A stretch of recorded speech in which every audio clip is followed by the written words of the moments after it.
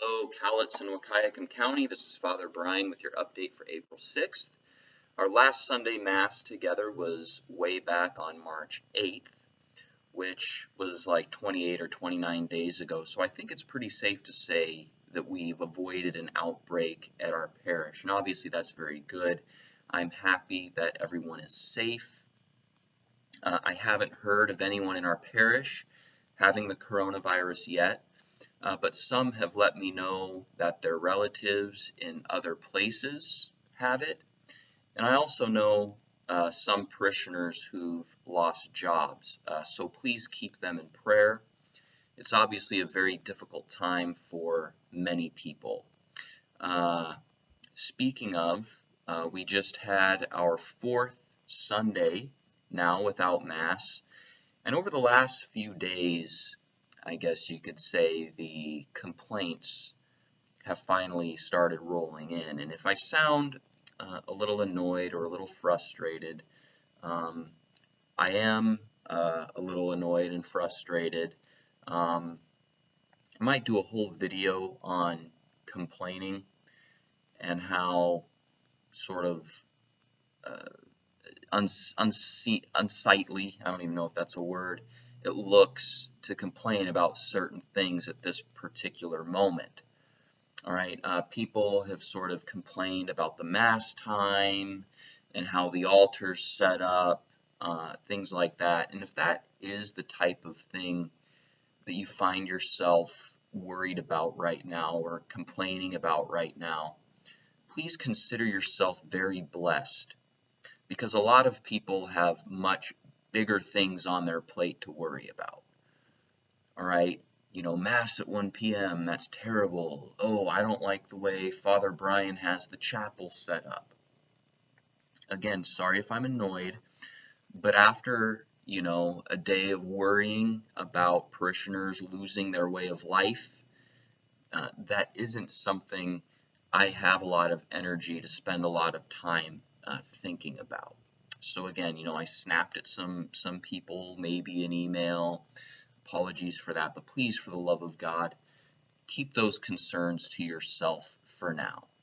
Okay, it seems very, very tone deaf to complain about some of these things when people have very, very serious things to worry about. Now, as far as having Mass at 1 p.m., having Mass at 1 p.m. was partly determined by some very practical matters, which I won't go into, but there were also some spiritual things taken into consideration, both things for me personally and things for others. Okay, when I was young, I remember hating the afternoons, and this was especially true on like sunny summer days or weekends. Okay, that 1 to like 4 o'clock time period was just this very depressing and boring time. And later on I learned that I'm not the only one who finds that time of day to be a bit difficult. In fact, there's a name for this, for the listlessness and boredom that people feel in the afternoon. It's called acedia. Okay, and acedia has been reflected upon greatly in the Christian tradition, and especially in the monastic Christian tradition. And it's also been a topic of psychology even today. Okay, the monks, okay, they talked about this noonday demon that would sort of attack them in the middle of the day and distract them from their work.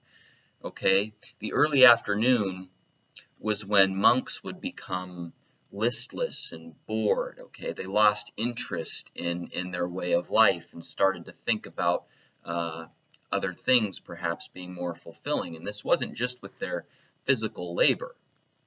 Okay, they became very spiritually disengaged from God. Okay, they became apathetic. All right, it wasn't that they didn't care about God, it was that they didn't care about God. But even though most of us aren't monks, the noonday demon of acedia is still something that we deal with. And the afternoon is a time when a lot of people get bored and depressed, okay? I'll tell you that on my personal day, okay, my day off, although it's not really a day off, but on my personal day, I hate the afternoon. I hate the afternoon. I get my stuff taken care of in the morning, and I have a soccer game at night to look forward to.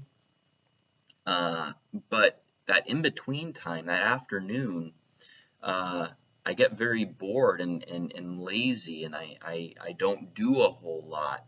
And that starts to make me feel really guilty that I'm not doing more and that I may be wasting time or not being productive. Okay, and again, this isn't just my problem. All right, it's a very human problem. Many people deal with this. And there's a spiritual side to it, but there's also a psychological side to it. There have been books written by psychologists about the afternoon being a crucial time for people with depression. Okay, it's important that they occupy themselves with positive things. All right, and so we need to have something to look forward to in the afternoon to keep us engaged with the world and to avoid depressing thoughts of isolation or loneliness that many people with depression feel. So with that in mind, 1 p.m. is actually a really, really good time for Mass. Okay, first of all, I say that presuming that you're actually staying home and that you don't have much to do. I'm presuming that you don't have errands to run and that boredom and laziness and apathy, acedia, is actually going to be an issue for you if it isn't already. Okay, so that's my presumption. And so having Mass at 1 p.m. really does address this. Okay, for me personally, right now, 1 p.m. is a really good time for me to have Mass. Okay, because as I said, I don't like the afternoons. Okay, it's a difficult time of day, and so offering Mass at 1 p.m. is good for me. And obviously, if I'm going to be trying to help other people become spiritually healthy in these times, I need to look out for my own spiritual needs. So if that sounds selfish, maybe it is, but this is good for me. And so I know that for most people it isn't much, but it's good to have Mass to look forward to, okay, at 1 p.m. Again, I know it isn't much, but for those who are a bit isolated or who feel isolated or whether they are isolated or just feel isolated, this gives them a little bit of community in these times, okay? Again, this is not the only thing that was considered when we chose 1 p.m. for Mass, okay? There were some added bonuses, okay? It's nice to not have to rush around in the morning, okay? I can polish my homily up a bit better, which again is also nice.